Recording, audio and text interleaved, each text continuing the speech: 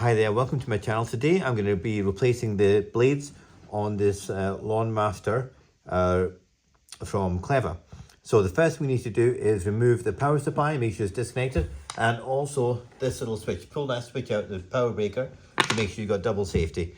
So here's one that I've replaced over here, and these are the old ones. Now when you look at the old ones, you'll find that they, even though it's got a little screw here, a screw head, it's completely obliterated over here. So what we're going to do is, we can use a screwdriver, but I find using a 7mm socket is better. So we take a screwdriver and we rotate it around like that until it pops in, and that locks it into place. We then have to kind of clear up some of this gunge off the top of it, because otherwise the socket won't do.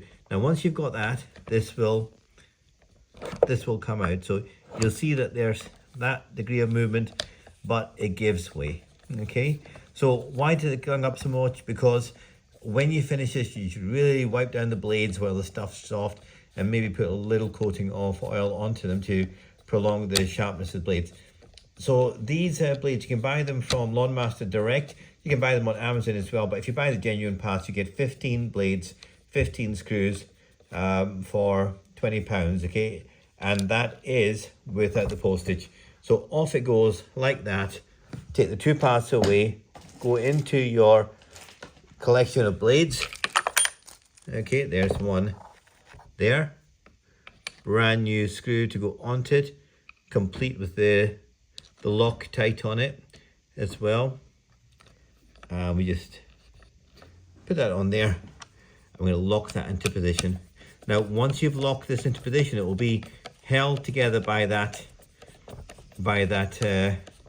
Loctite, stops it from going away. So if you bought a cheaper blade, then you may not have that then. So what we're looking for now is for this thing to spin freely even when it's tightened. Okay, so we're going to go back, and it has to, we tighten it and it should spin freely, and there you go.